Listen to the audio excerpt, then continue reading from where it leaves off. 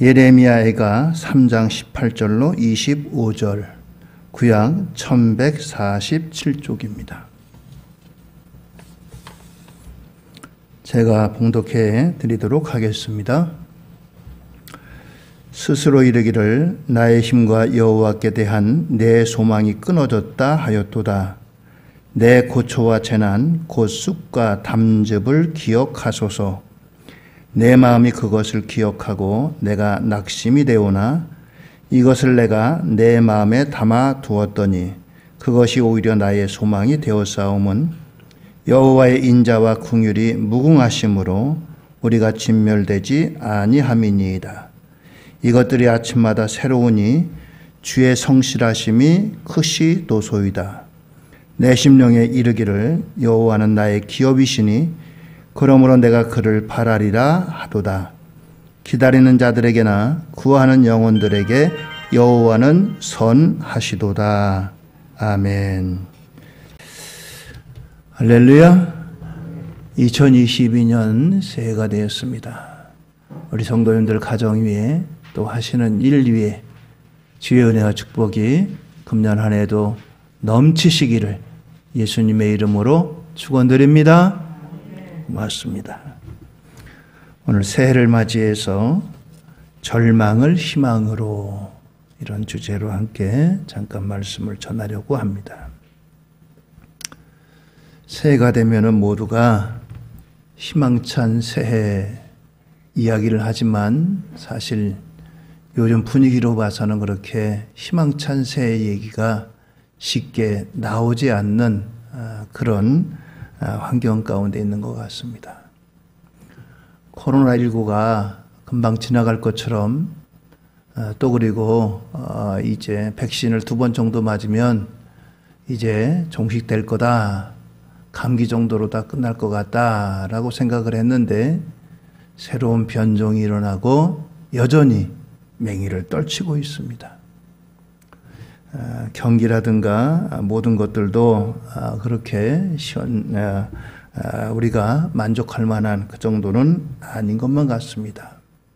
물가는 오르고 경기는 어렵고 그리고 또 코로나19로 위축되어 있는 이러한 시대 가운데 새해를 맞이했습니다. 오늘 이렇게 어려운 환경 가운데 새해를 맞이했지만 오늘 우리에게 무엇보다도 우리가 믿고 의지하는 하나님이 계십니다. 노예 상인이었던 존 뉴턴이라는 사람이 이제 이렇게 한 말이 있습니다. 그리스도인의 사전에는 절망이라는 단어가 없다. 그렇습니다. 우리 기독교인들이 가장 좋아하는 찬송, 가장 첫 번째로 꼽히는 나 같은 죄인 살리신 이 찬송을 작시한 뉴턴이라는 사람이 그리스도인의 사전에는 절망이란 단어는 없습니다. 라고 했습니다. 그렇습니다. 왜 그렇습니까? 바로 우리의 희망 되시는 하나님이 계시기 때문입니다. 하나님은 희망이고 소망이신 분입니다. 그렇기 때문에 이 하나님을 믿는 그리스도인들에게는 환경이 아무리 어렵고 어둡고 힘들어도 절망이라고 하는 말은 어울리지가 않고 우리에게는 절망은 결코 없다라고 하는 것입니다. 오늘 성경의 본문인 예레미야 시대에 이스라엘은 우리 시대보다 아마 더하면 더했지 결코 못하지 않은 이런 상황 가운데 처해져 있습니다. 선지자들의 거듭되는 예고에도 불순종하고 귀를 막던 이스라엘은 마침내 주전 586년에 바벨론에게 패망을 합니다. 그리고 이제 조국 이스라엘과 수도 예루살렘은 이제 완전히 파괴되었습니다. 화려하고 아름다웠던 성전이 무너지고 백성들이 죽임을 당하고 많은 사람들은 포로로 끌려갔습니다. 아비규환의 이와 같은 상황입니다. 예레미야는 이 참상을 보면서 쓴 것이 바로 예레미야 애가입니다. 애가는 슬픈 노래라고 하는 뜻입니다. 예레미야에 가에는 여기 선지자 예레미야의 눈물이 곳곳에 담겨져 있습니다. 1장 2절에는 밤에는 슬피 우니 눈물이 뺨에 흐름이요 라고 했습니다. 밤마다 이 예레미야가 눈물로 치새우고 뺨에 눈물이 마르지 않았다는 거예요. 또 예레미야 1장 16절에 이로 말미암아 내가 우니 내 눈에 눈물이 물같이 흐름이요 라고 했습니다. 눈물이 수돗물이 그냥 컬컬 나오듯이 눈물이 그치지를 않는 거예요. 또 예레미야 2장 11절로 12절에는 내 눈이 눈물에 상하며 내 창자가 끊어지며 내 간이 땅에 쏟아졌으니 이같이 예레미야가 탄식하고 이와 같이 이제 눈에 눈물이 마르지 않았습니다. 오늘 이런 가운데 과연 희망을 얘기하는 것이 타당하고 희망을 얘기할 수 있겠어요? 인간적으로 보면 완전히 절망적인 상태입니다. 오늘 본문 19절로 20절에 이렇게 노래합니다. 내 고초와 재난 곧 쑥과 담즙을 기억하소서. 내 마음이 그것을 기억하고 내가 낙심이 되오나 라고 했습니다. 쓰디쓴 고통으로 낙심하고 있다는 겁니다. 오늘 이런 이제 암울한 현실 가운데 있지만 오늘 이 암울한 현실 속에 희망을 보았다는 말씀입니다. 오늘 마치 어둠 속에 한 줄기 빛이 비추는 것처럼 오늘 이와 같은 빛을 발견하는데 그것은 다름이 아니고 희망의 빛이었던 것입니다. 이 희망의 빛이 바로 신앙의 힘이요, 이 예레미야가 보았던 그 희망의 빛을 이스라엘 백성들에게 전파하고 그들에게 소망을 주기 위함입니다. 오늘 우리가 살고 있는 시대에도 이와 같이 어둠 가운데 있는 것 같고 많은 환경이 우리를 힘들게 하지만 오늘 예레미야에게 주셨던 이 희망의 빛, 오늘 우리가 다시 한번 이 희망의 빛을 붙잡고 새롭게 출발하는 2022년 한 해가 되기를 예수님 이름으로 축원드립니다. 먼저 여기 예레미야는 우리의 자산을 희망으로 보았다는 것입니다. 우리의 자산이 뭐냐? 돈이 많은 거, 건강한 거, 또 남보다 많은 무기를 가지고 있는 거, 이것이 아니라 바로 희망이라고 하는 것입니다. 여러분, 가장 불행한 사람이 어떤 사람일까요? 질병 가운데 있는 사람? 사업에 망한 사람? 아니면 어떤 사고로 있는 사람? 그러나 가장 불행한 사람은 희망이 없는 사람입니다. 남보다 얼마를 많이 갖고 있느냐, 남보다 얼마나 위치가 높으냐, 이것이 문제가 아니라 희망이 있느냐 없느냐입니다. 희망이 있는 인생은 결코 망하지 않습니다. 불쌍하지 않습니다. 그러나 아무리 많이 가졌어도, 아무리 많은 권력을 가지고 높은 지위에 있다 할지라도 희망이 없는 사람은 가장 불행한 사람입니다. 제가 중학교 때 읽었던 이제 책 가운데 하나가 그 소련의 옛날 이제 소련의 알렉산더 솔제니친이라고 하는 이제 노벨상을 받은 사람이 쓴 이제 책인데 제가 뭣도 모르고 읽었어요.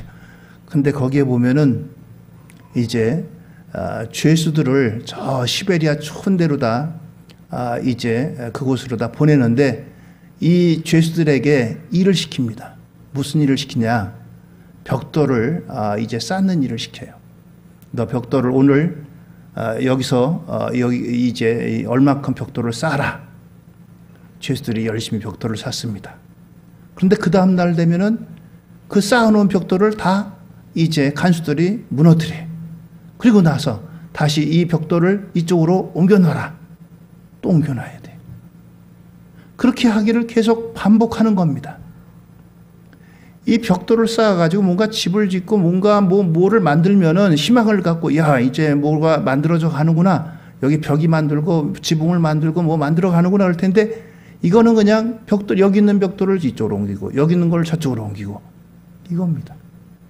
그래서 이제 간수들에게 노동을 시켜서 다른 생각을 못하게 하지만 어떤 희망을 빼앗는 거예요. 그게 아주 중노동이고 중벌을 이제 가하는 그들의 이제 그 자세라는 겁니다. 그렇습니다. 희망을 갖지 못하게 하는 것이 얼마나 무서운 것인가를 이제 보여주는 실험을 과학자들이 했습니다. 통 2개를 준비해 가지고 통 2개에다가 여기 흰 지들을 넣었습니다. 흰 지들을 넣고 한 구멍에는 구멍을 약간 뚫어 가지고 빛이 들어오게 했고 한 구멍은 완전히 밀폐를 했습니다. 빛이 못 들어가도록 실험을 했습니다. 그런데 이제 빛이 들어가 있는 그 이제 뚜껑 안에 있던 그 깡통 안에 있던 쥐는 살아 있지만 빛이 없는 그와 같은 곳에 감겨져 있던 쥐는 그만 얼마 못 가서 죽고 말았다는 겁니다. 동물들도 이 빛이 없고 그러면 이와 같이 살아가지 못합니다. 희망의 빛이 없으면 죽고 희망의 빛이 있으면 힘들어도 사는 법입니다. 인간은 희망을 먹고 사는 존재입니다. 그래서 에릭 프롬이라는 사람은 인간을 가리켜 희망의 존재다라고 이와 같이 이야기했습니다. 오늘 우리에게 무엇보다도 절대 희망이신 하나님이 계시기 때문에 우리는 희망을 안고 2022년도를 출발합니다. 2021년도 또 2020년도 코로나19로 세계가 모두가 얼어붙었고 또 힘든 한 해를 보냈습니다. 그러나 그럼에도 불구하고 절대 희망이신 하나님을 소망하면서 2022년도를 희망을 잃지 않고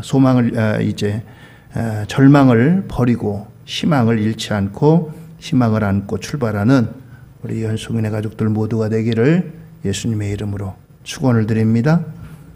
두 번째로 이 희망의 빛은 하나님의 성실성이라는 거예요.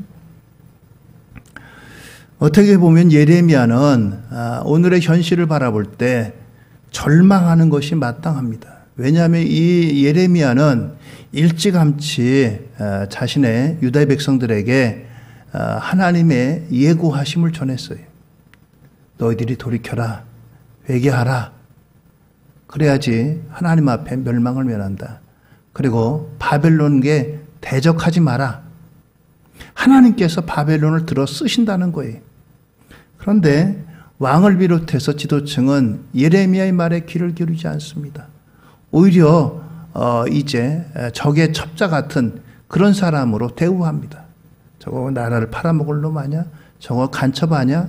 이런 식으로다가 예레미야를 옥에 가두기도 하고 또 예레미야를 위협하기도 했습니다. 결국은 이 예레미야의 말대로 이제 바벨론에 완전히 나라가 망하고 말았습니다. 그 사실을 예레미야가 보니 얼마나 마음이 아프고 참 이제 가슴 답답한 일이. 그래서 이 예레미야에게는 눈물이 마르지 않는 겁니다. 예레미야를 가리켜서 눈물의 선지자 이렇게 불렀습니다. 자기 조국을 보면서 또 무너진 성을 보면서 그 백성들의 모습을 보면서 눈물이 마를 새가 없는 겁니다. 그런데 이 예레미야가 이런 눈물의 선지자를 넘어서 희망의 선지자로 우뚝 서게 된 겁니다. 그것은 당연히 하나님을 막연하게만 바라본 게 아니라 하나님이 어떤 분이신가를 깊이 묵상한 그와 같은 결과인 것입니다. 하나님을 깊이 묵상했더니 이 하나님이 어떤 분이신지를 깨닫고 백성들에게 희망을 선포하고 이 예레미야가 하나님 앞에 희망을 갖고 나아갔던 것입니다. 예레미야 3장 22절입니다. 예레미야가 여호와의 인자와 긍휼이 무궁하심으로 우리가 진멸되지 아니함이니이다 라고 했습니다. 하나님의 인자하심과 긍휼이 무궁하시기 때문에 우리가 진멸하지 않는다라고 하는 거예요. 하나님의 사랑은 창세기에서는 에덴 동산에서 아담과 하와에게 가죽옷을 지어 입히시고 또 십자가에서는 하나님의 아들 되신 예수님을 십자가에 못 박아 죽기까지 우리를 위해서 그 아들을 주신 것이 바로 하나님의 사랑의 절정이고 하나님의 사랑의 증거입니다. 로마서 8장 32절은 자기 아들을 아끼지 아니하시고 우리 모든 사람을 위하여 내주신 이가 어찌 그 아들과 함께 모든 것을 우리에게 주시지 아니하겠느냐라고 했습니다. 아들을 주신 분이 뭐가 중요하다고, 뭐가 귀하다고 우리가 구하는 것을 주시지 않겠느냐라고 하는 것입니다. 그렇습니다. 오늘 이와 같이 하나님은 이 모든 일들을 주의 백성들을 사랑하고 우리를 구원하시는 하나님의 성실하심이다라고 하는 것입니다. 예레미야가 3장 23절입니다. 이것들이 아침마다 새로우니 주의 성실하심이 크시 도소이다. 그렇습니다. 주의 성실하심이. 하나님은 이처럼 우리에게 이와 같은 은혜로 우리를 구원하시고 우리를 긍휼히 여기십니다. 해마다 이제 새해가 되면 사람들이 해를 보러 이제 동해로 나가고 또 높은 산 위로 올라가고 그렇습니다. 해맞이를 이제 준비하고 있던 사람들이 해가 뜨기를 기다리고 1년 소원을 빌려고 하고 있는데 그에 따라서 구름이 가려가지고 해가 보이질 않았습니다. 사람들이 전부 야 오늘은 해가 안 뜨나 보다 그렇게 이야기합니다. 근데 여러분들 해가 정말 안 떴을까요 그날?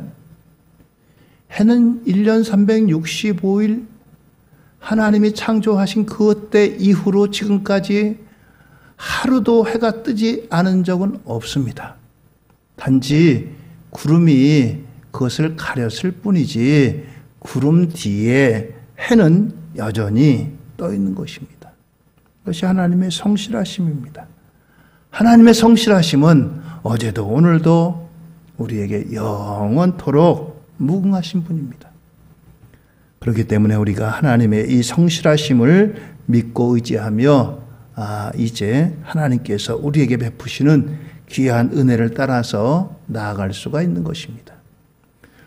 어제는 해가 동쪽에서 떴는데 내일도 뜰래나? 그와 같이 우리가 불안해한다면 하나님의 성실하심은 간 곳이 없는 겁니다.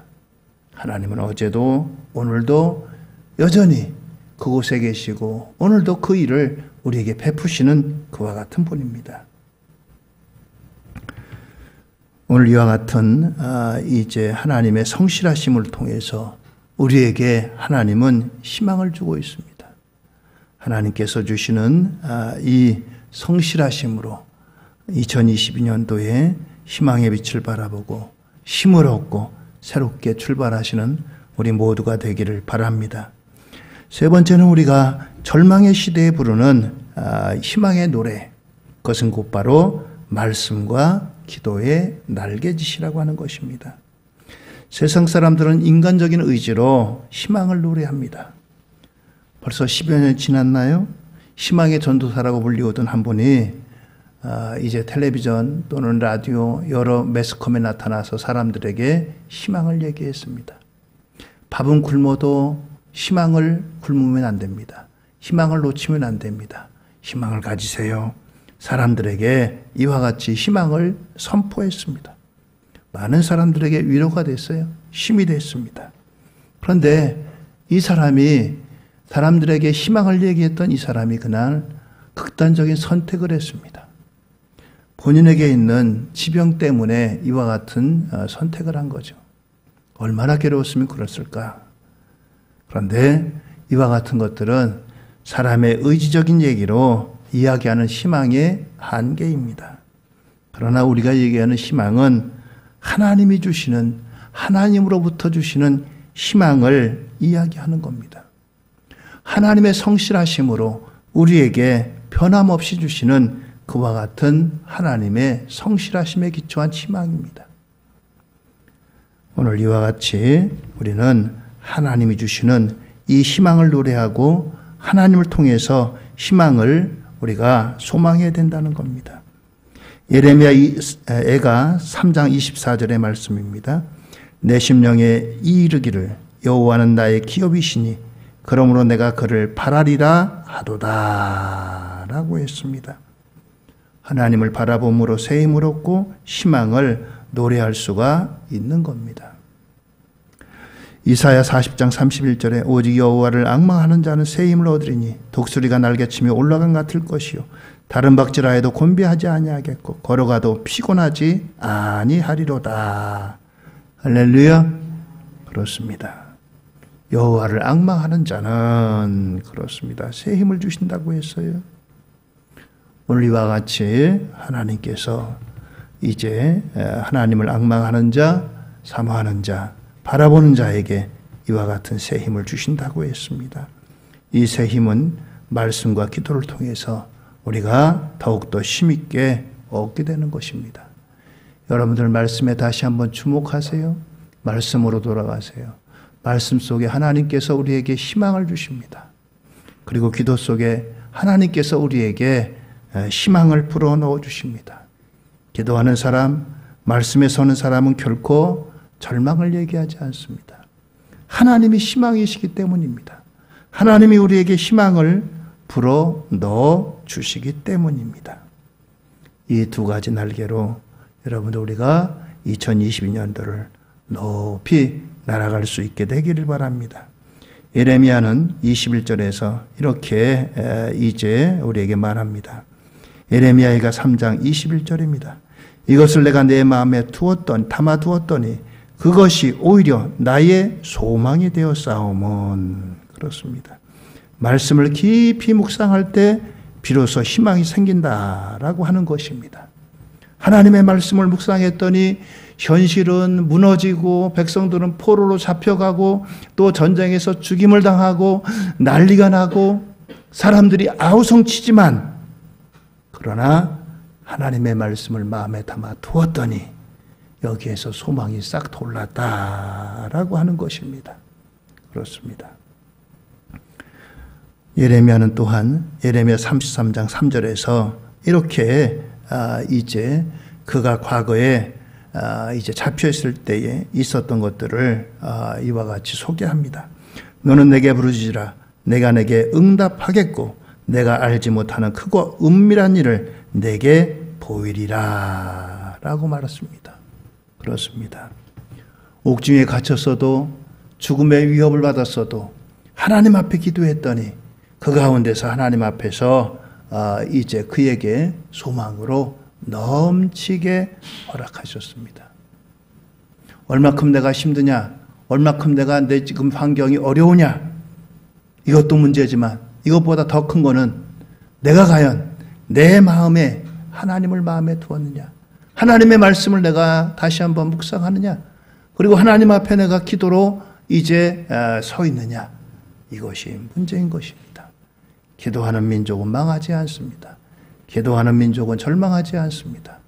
말씀에 굳게 선 사람은 결코 절망하지 않습니다. 오늘 저와 여러분들에게 2022년도가 오늘 우리의 삶이 힘들고 어려운 삶이지만 이 절망을 딛고 희망으로 나아가며 희망을 이야기하고 희망을 선포하고 희망을 우리 마음에 품고 출발하시는 2022년도 한 해가 되기를 예수님의 이름으로 축원드립니다. 할렐루야. 기도하시겠습니다.